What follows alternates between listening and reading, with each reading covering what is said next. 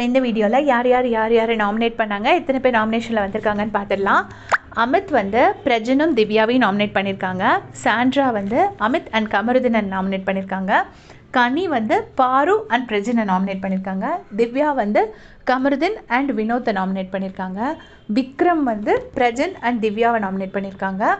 ரம்யா வந்து FJ and சுபிக்ஷாவை nominate பண்ணியிருக்காங்க. சுபிக்ஷா வந்து எப்போ பார்த்தாலும் அவங்க அப்பா கஷ்டப்பட்டு வந்தாங்க, அவர் தான் கடலுக்கு போனாருன்னு அதே புராணத்தை பாடிட்டுருக்காங்கங்கிற மாதிரி கம்ப்ளைண்ட் பண்ணியிருப்பாங்க. வியானா வந்து விக்ரமையும் வினோத்தையும் நாமினேட் பண்ணியிருப்பாங்க. விக்ரம்க்கு வந்து அவர் மட்டும் முன்னுக்கு வராரு, அவர் கூட இருக்கிறவங்க அப்படியே டல் ஆகிடுறாங்கன்னு சொல்லியிருப்பாங்க. அப்புறம் வினோத் வந்து திவ்யாவையும் விக்ரமையும் நாமினேட் பண்ணியிருப்பாங்க. ஸோ திவ்யா கிட்ட எப்போவுமே வினோத்துக்கு ப்ராப்ளம் இருக்குது, ஏன்னா அவங்க பேச விட மாட்டேங்கிறாங்க அப்படின்னு சொல்லிட்டு. பார்வதி வந்து எஃப்ஜேயையும் அமித்தையும் நாமினேட் பண்ணியிருக்காங்க. FJ and Amit last week அந்த டாஸ்க் ரீசன்ஸ்னால.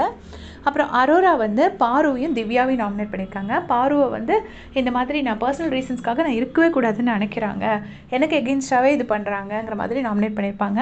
இதை வந்து பிக் பாஸ் அந்த காரணங்கள் சொல்லும்போது பார்வதி வந்து கரெக்டாக கண்டுபிடிச்சிருவாங்க. அதே மாதிரி எஃப்ஜே வந்து பாருவை நாமினேட் பண்ணியிருப்பாரு, அந்த ரீசனையும் கரெக்டாக சொல்லும்போது கிளியராக சொல்லிடுவாங்க பார்வதி, இது வந்து எஃப்ஜே எனக்கு நாமினேட் பண்ணியிருக்கான் அப்படின்னு சொல்லிட்டு. பிரஜன் வந்து அமித்தையும் கமருதீனையும் நாமினேட் பண்ணியிருக்காங்க. அப்புறம் ஆதிரை வந்து எஃப்ஜேயையும் கனியும் நாமினேட் பண்ணியிருக்காங்க.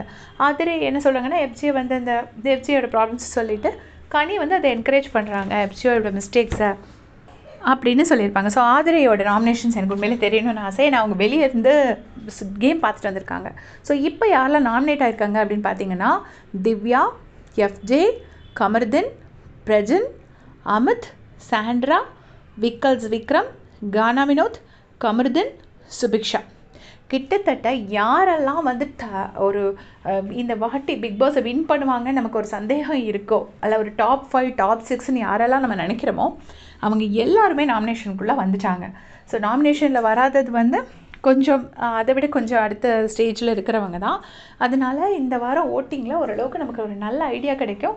பட் அன்அஃபிஷியல் எப்போவுமே நம்ப முடியாது, அஃபிஷியலில் தான் கிளியராக தெரியும். இருந்தாலும் எனக்கு தெரிஞ்சு கொஞ்சம் டாப் மோஸ்ட் பிளேயர்ஸ் எல்லாருமே வந்திருக்காங்க.